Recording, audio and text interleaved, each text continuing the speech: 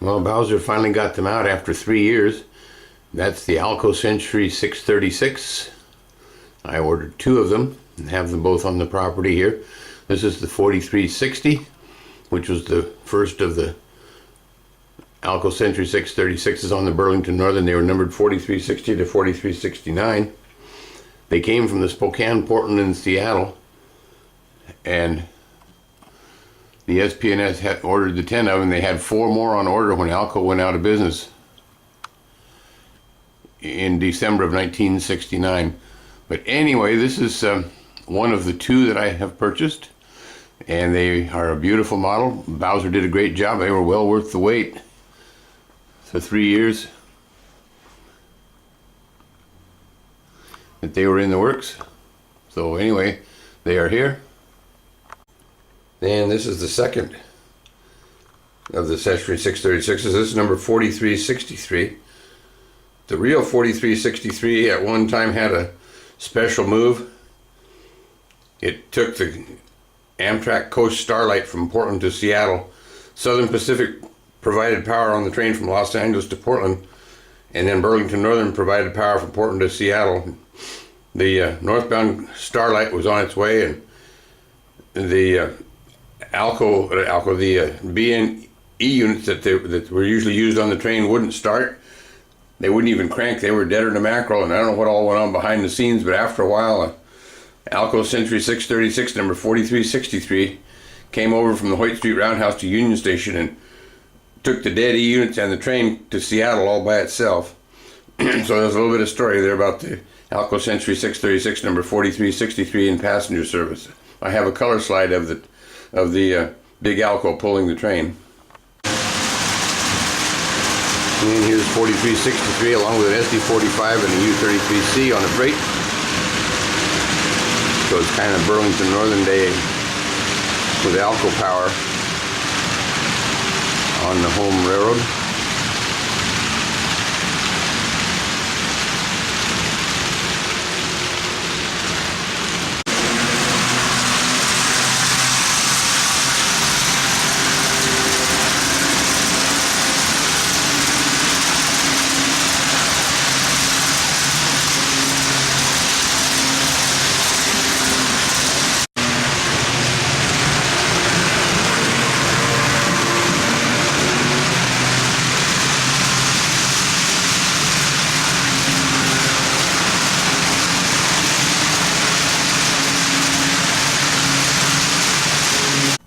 So here's the 4363 and the 6416.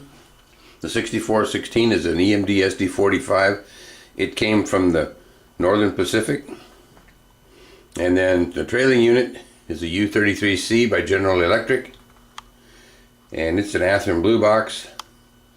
And the number 5738 would be one that Burlington Northern ordered after the merger. So it's not a locomotive from the pre-merger roads. And the engine house is full of Alco power. We have a RS11 right here. This is an Atlas model. The RS11s on the Burlington Northern came from the Northern Pacific. There were 18 of them, and they lasted until the summer of 1980 when all the Alco power was taken out of service. And then on the in the back stall here, that we have a Century 425. This is also a former SPNS locomotive. The SPNS had 150 locomotives on their roster, and out of the 150 locomotives, 130 of them were Alco, and the balance was EMD power.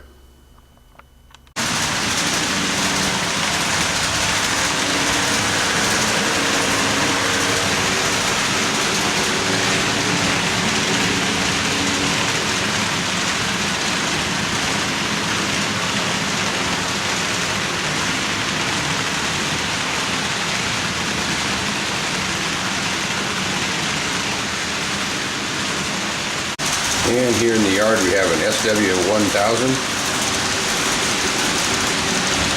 Some of those came from the CB&Q before the merger, and then Burlington Northern ordered a bunch more. I'm not sure how many of them they had, but there was a lot of SW1000s on the Burlington Northern. They replaced the Alco switchers that were inherited from the SP&S. And here's a better look at the Century 425. They, like I mentioned, they came from the SP&S along with the Century 424s. There was originally 8 Century 424s.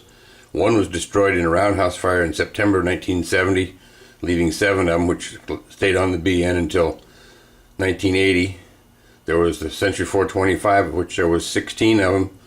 One was lost in a derailment along with 2 other locomotives, and the 4265 was destroyed in the derailment, so it did not last until 1980. It was off the roster before then.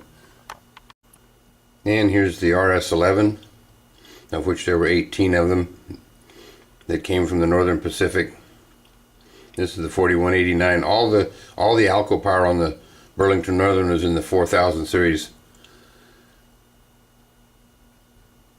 The RS2s, RS3s, Century 415s, Century 424s, the 425s, the 636s, and the RS11s, they were all in the 4000 series. The 4000 series was later reused by some General Electric B30-7B cabless units. So the Alco's number series was recycled later on. And here in the caboose track, we have 2 Burlington Northern cabooses. The first one right here is a former CB&Q caboose off the Burlington. This is a Bachmann model. The Bachmann model is fairly accurate, except for the toolbox under it, so it's been reworked a little bit, and of course this caboose has been custom painted. And then the other caboose right back here is an Athearn caboose. This is in the later years after the side windows were blanked off, and it's kind of just an out-of-the-box Athearn caboose. So anyway, we have those 2 cabooses in the caboose track, and you can see the locomotives in the engine house. And here at the industrial park, we have the industrial park switcher. This is the Athearn SW7. The 127 is a former CB&Q unit.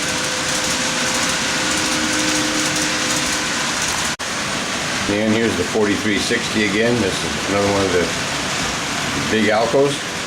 The Spokane, Portland, and Seattle enginemen called them giants. And the Century 636s were the only 6-axle freight car that the Spokane, Portland, and Seattle ever owned. There were just a 10 of them. Had the SP&S engine, and they called them giants. I guess because they were so big.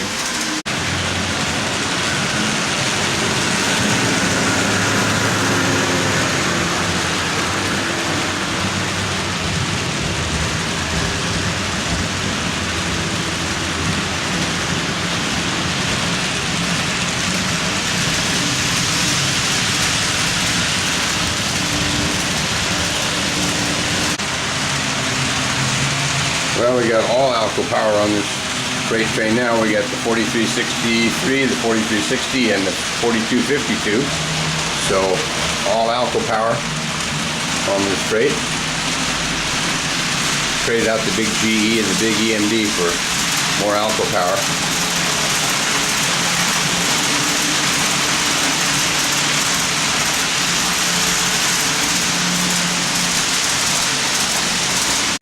Kind of a size comparison between the Century 636 in the back and the Century 425 out here on the front. Give you some idea how much bigger the big Alco Century 636s were compared to the other engines. I guess maybe that's why they got the name Giants from the SP&S enginemen. But anyhow, this is another view of some of the BN Alcos. Well, we got little Alcos this time, the 2 425s and the RS11 on this train.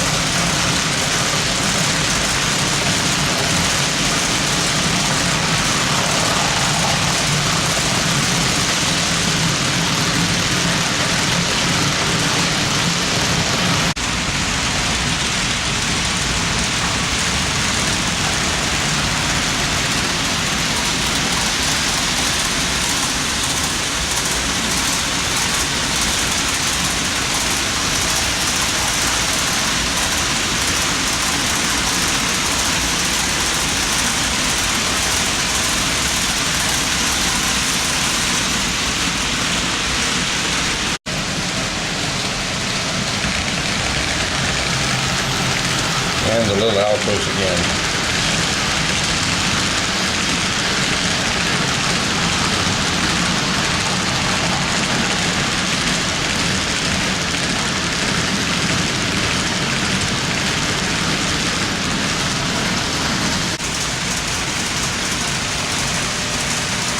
And the little Alco, here comes the train.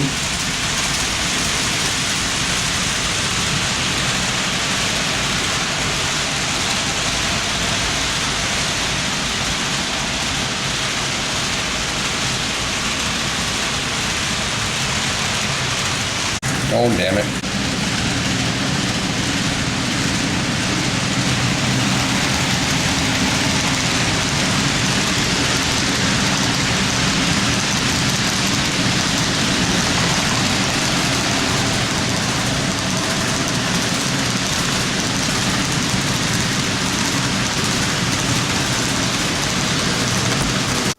Well, here's the little Alcos. This is the Century 425 number 4252, and it is followed by the Century 425 number 4264, and the third locomotive is the RS11 number 4189.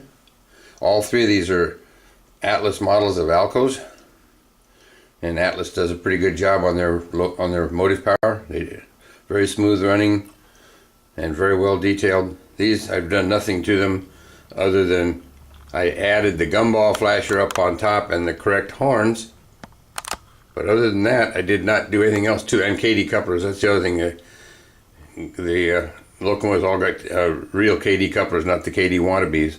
So anyhow, but other than that I did nothing to them but just add the gumball flashers on the top and the correct horns for the locomotive. The Century 636s, I did absolutely nothing to them. The only thing I'm going to do, I haven't done it yet, I ordered the correct horns. There's some horns in the box that came with the locomotive, but they're not correct for the SP&S BN Alco Century 636 horns, so I have some horns on order, and when those get on the property, I'll install those. But other than that, I've done nothing to them, and nothing really is required. They have real KDs on them right out of the box, and they are fully detailed. They have the gumball flashers up on the roof of the cab, and those actually light up when the locomotive is running. And so anyway, I'm not going to do much to the big Alcos. I'm going to just kind of leave them as they came out of the box. Well, there's more than just Alco power in the Burlington Northern. They had other locomotives as well. One locomotive is this one here, number 6430 Hustle Muscle. It's a bit of a historical unit. This is the very first General Motors EMD SD45 that was built, and Great Northern bought the first one. It was number 400 on the Great Northern, but this is how it looked when it went to the Burlington Northern. The locomotive is now in a rail museum in Duluth, Minnesota. Now here's the 6430 in its original form, Great Northern 400, and as you can see on the side of the hood here, it has the Hustle Muscle lettering on it. And this is how it was built this is how it looked when it was built in 1966, the first SD45 that EMD sold to a railroad.